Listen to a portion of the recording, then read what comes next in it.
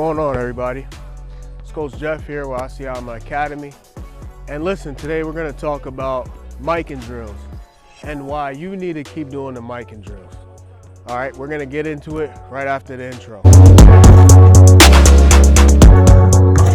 What we like to do, man. Asiamah Academy. So I have a free shooting plan workout. All right, if you guys are interested, all you have to do is email me at asiamahacademy@gmail.com. It's a good shooting workout. All right, it gives you the basics from how you can start close to the rim and work your way out, okay, and help you become a better shooter. All right, so I'll send it to you for free. All you got to do is email me at asiamahacademy@gmail.com and I'll send it right over to you. There's no strings attached. There's no catch, nothing like that. Just send me your email. I got you. I'll send it right over to you, okay? It's a free shooting workout, all right? It's going to help you become a better shooter. All right, so today we're going to be talking about why you need to continue to do the Mikan drill, all right?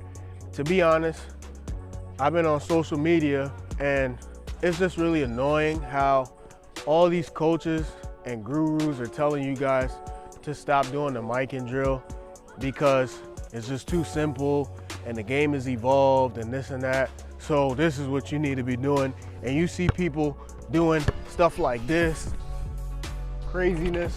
You see people going like, they're telling you that you need to increase your difficulty. So you got to be able to do things that are difficult. It doesn't make sense. It doesn't make sense. I mean, why would you practice doing something difficult? Why would you do that if you got a wide open layup in the game? You got a wide open layup in the game. Why do you need to practice doing all of this? Why do you need to do that? Why do you need to practice making difficult shots if sometimes you're gonna get easy shots? Like if you're on a fast break, right? If you're on a fast break, all you gotta do is this. That's it. I think that's why a lot of times when kids play AAU basketball, even when they're wide open, they need to do something fancy, like they need to go like this, or they need to do some type of switcheroo, or they need to do a really nice finger roll or something like that. And that's why people be missing wide open layups. It's because they want to be fancy. Listen, the guy who makes a regular layup and the guy who makes a fancy layup, guess what? They're both 2 points. So why make it hard for yourself when you can make it easy, right? The Mikan drill is a really simple, fundamental drill. The purpose of a Mikan drill is to help you be better with your layups, all right? It's to help you with close shots. That's what it's there for. So people saying it's outdated, it's not outdated. No matter what, you're always gonna get an opportunity to make an easy layup. This right here, this is not outdated. This right here is not outdated. All right, now by the way, that's another drill that you can do. Same way how I can do this is the same way how I can do this. It's the same thing, right? Let's say I'm on this side of the court and I catch the ball right here on the rebound. What should I do? Should I do something fancy from this point? Should I do a switcheroo and back over here? No, I'm gonna go right back up. Let's say I just caught the ball right here from my guard. Just caught the ball right here from my guard. Now I'm under the rim, right? Well, if I want to come and finish on this side, guess what? I'm going to cross my right foot over and I'm going to jump and finish. If I want to go this side, I'll take a bounce, I cross my foot this way and I go up and finish. It's simple. The same way how when people dribble the ball, everybody wants to do all of this fancy nonsense, right? All of this fancy stuff, these type of dribbles. I'm seeing fourth graders dribbling the ball like this and doing all this stuff. For what? Before you do that, you gotta be able to do this, right? There's nothing that's evolved from that point. You still have to do this before you can do anything fancy. In the same way, when it comes to layups, you still gotta do the Mikan drill back and forth before you can find yourself jumping from here and then finishing here. It all starts with the fundamentals. So you got to keep doing it, all right? All you got to do is just come right here, make 10. You can either do it with 2 feet. So when I say 2 feet, I can go like this, 2 feet like that. If you watch my feet like that, all right? You're working on your footwork, or I can do it off one foot, where I just go like this. I'm jumping off one foot.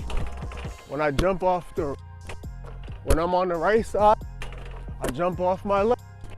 When I'm on the left side, I jump off my right. Just like that, because you're working on repetition for close shots. That way, like I said, if I come down, somebody shoots the ball, and I get a rebound, just right up. You know how you learn that? From the Mikan drill, right? I don't need to come down off a rebound and go like that. What sense does that make? That doesn't make any sense. Now look, what if people say, oh, Coach Jeff, but what if you're driving baseline? What if you're driving baseline and you only have an opportunity to jump from here to here like that? Well, guess what? I got a solution for you. You do reverse Mikan drills, all right? So this was a drill that I used to struggle with in high school, but once I got to my senior year, I was able to do it very easily, okay? It's just a simple between the legs drill. Let me try it right now, see if I can still do it. All right, let's continue. Okay, I'm gonna go backwards. I know you guys might look at me and be like, Coach Jeff, that's mad easy. Well, you know what? If you're in 7th grade, if you're in 8th grade, maybe even if you're in 9th grade, what I just did right there, that might be tough for you, especially if you're a beginner starting out. And like I said, this was something that I struggled with. What I did was I started working on my handles a lot so that I can be somebody who doesn't get stripped easily, right? I want to be able to dribble the ball and nobody steals it from me. And so I was able to go to college and play shooting guard, small forward, sometimes point guard. I ended up playing semi-pro and I was a shooting guard there. And so what I did was I decided to create a PDF document just for dribbling. A dribbling PDF document for only $7, all right? $7, there's no catch. I just want to help as many kids out as possible. I want to make sure that it gets into the hands of people who just want to become better basketball players. And in this case, if you're trying to be a point guard, shooting guard, any type of guard who wants to learn how to protect the ball, that PDF document is going to help you out. Now, it's not going to help you turn into Kyrie Irving or anything like that, but it is going to help you have secure hands. You just got to make sure that you practice it as much as you can. Remember, it's only $7, and the way that you get it is you can either hit the link down in the description below, or what you can do is you can go to asiamahacademy.com. If you go to asiamahacademy.com, you'll be able to see it there as well. All right, so make sure you go purchase that today. Now let's get back to the video. Reverse Mikan drill. So now if I'm jumping this way, anytime you use your right hand, you got to jump off your left foot. And anytime you use your left hand, you got to jump off your right foot. So I just go like this. All right, this is the basics. This is the fundamentals. Jump off my left on the right side, off my right on the left side. All right, it's the basics. Like I said, you want to be able to do it off of one foot, you want to be able to do it off 2 feet. So you come here, off 2, right? What you want to do, off 2. You got to be able to do it with both types of footwork. You got to be able to do, if you want to be able to walk, what do you have to do before that? You got to crawl before that, right? If you want to be able to run, you can't run until you crawl first, because when you crawl, that's when you can walk. And then when you can walk, then you can run. You can't go from crawling to running just like that. You got to find the middle space. You got to walk, right? So what do you do after you do Mikan drills? Maybe you can start from right here, and then you practice making 10 regular layups in a row, right? You got to make sure you jump off your left foot when you're on the right side. And then when you're doing it on the left side, you got to make sure you jump off your right foot, right? So you can just come here, you come, right? 10 in a row, okay? You make 10 in a row there, 10 in a row on the left side, and you keep it going. Everything has to start from the fundamentals, the foundation. It's very important, all right? I'm not saying that any of these coaches are bad. Not at all. They have a lot of knowledge. But I get it, the game has evolved. But the fundamentals are always going to be the fundamentals. If you want to be an amazing ball handler, you still got to be able to practice right hand pounds up to your knee, right? You still got to be able to practice crossovers. You still got to be able to practice in between the legs. These are foundations that you got to learn. You can't just come on the court and do a 4 dribble combo, a 1, 2, 3, 4 combo, you know, and just think that you're going to be unstoppable on the court. You got to be able to start with the fundamentals first. Do the Mikan drill, all right? Don't listen to nobody else. Do the Mikan drill.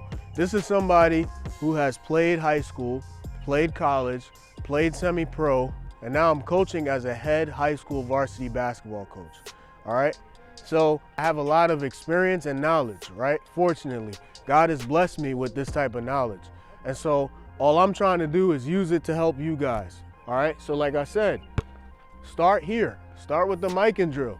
You can do this every time you come to the park. This could be the first thing that you do, okay? Like I said, it's gonna help you with layups. It's gonna help you making close shots. It's gonna help you have a mental understanding of where the square is and how much power you need to put when you're putting the ball up towards the basket. People might say, oh, if this is not realistic to start under the rim. Well, guess what? It is. And you know why it is? Because when you're driving to the basket, you find yourself in these areas. There's 3 areas that you're gonna find yourself in when you drive to the basket. This is 1, this is 2, and this is 3. These are the 3 areas that you're gonna find yourself in, especially when you're trying to make a layup. And so if you find yourself here, you gotta be able to turn your body, right, and go up. And you're not gonna be able to do that until you start with the basics. You know what the basics are? The basics are the Mikan drill, okay? There's a video where Kyrie talks about the Mikan drill. And he's most likely the best finisher in the NBA right now, and arguably the best finisher of all time. I saw an interview where Kyrie Irving was asked, how did you become a great finisher? And he responded by saying, I do the Mikan drill. I was like, you gotta be kidding me, just the Mikan drill? So the best finisher of all time is also telling you that you should keep doing the Mikan drill. Well then, you probably should keep doing the Mikan drill. All right, that's it for this video. I just wanted to talk to you guys about the importance of the Mikan drill. Thank you guys for watching. Hope you have a great day. And always remember, the Lion mentality lives here.